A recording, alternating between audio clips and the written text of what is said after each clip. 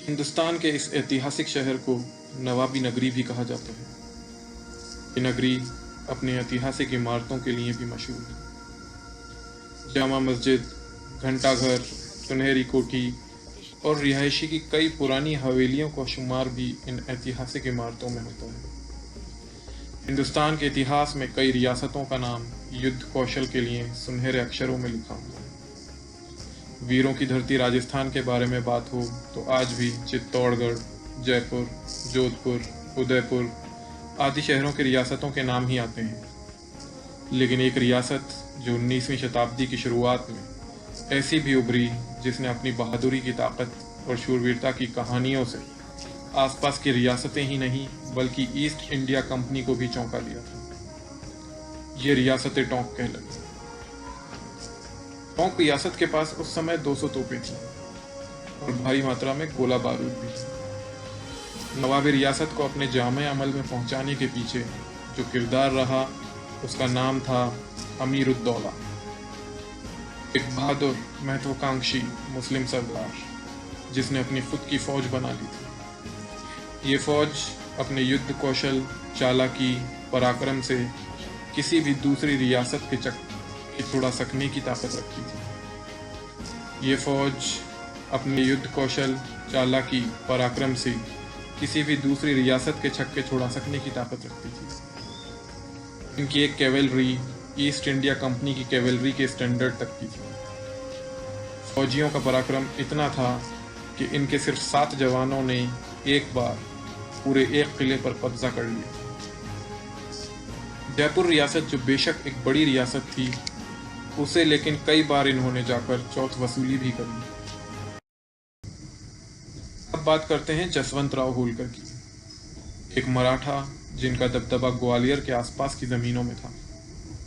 उनको जब अपनी कुछ ज़मीनों से और किले से कब्जा हटाने के लिए मदद की ज़रूरत पड़ी, उन्होंने अमीरुद्दौला के बहादुरी और चालाकी के चर्चे तो सुन ही रखे थे, तो ग्वालियर के किले पर अपना कब्जा वापस जमाने के लिए उन्होंने अमीरुद्दौला की तरफ रुख किया। उनको अपनी फ़ौज का कमांडर बनाया गया।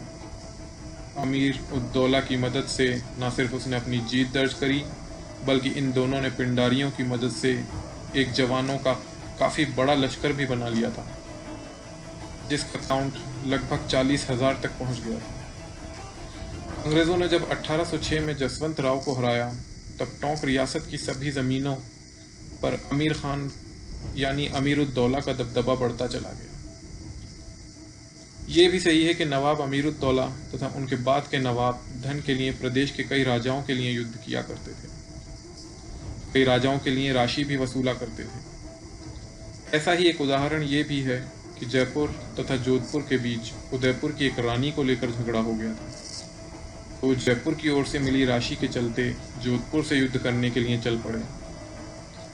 जब जोधपुर ने राशि अधिक दी तो वो जयपुर के खिलाफ हो गए। ऐसे कई युद्धों के उदाहरण हैं जिनमें नवाब की सेना ने युद्ध किया। नवाबी रियासत टोंक के पास हिंदुस्तान की रियासतों के मुकाबले सबसे अधिक तोपें थीं। वे कई राजाओं से के लिए युद्ध किया करते थे। भारी मात्रा में तोपें होने पर अंग्रेज सरकार तक अमीरुद्दौला से परेशान थी। ऐसे में अंग्रेज सरकार ने अमीरुद्दौला से समझौता कर उन्हें टोंक रियासत का नवाब बना दिया। उन्हें टोंक, निम्हेड़ा, छबड़ा तथा मध्य प्रदेश के सिरोंज तथा पेड़ावा परगने के रूप में दिए गए थे। समझौते के बाद अंग्रेजों ने नवाब अमीरुद्दौला से 160 तोपें खरीद ली थी। इसके बदले उन्हें राशि भी दी गई, लेकिन 40 तोपें रियासतों के पास सुरक्षा की दृष्टि से आज़ादी के दौरान तक थीं। ये तोपें टोंक, अलीगढ़, निम्हेड़ा, छबड़ा, सिरोंज तथा पेड़ावा में बने किले में थीं। रियासतों का विलय होने के बाद सरकार ने इन तोपों को नवाब से खरीद लिया।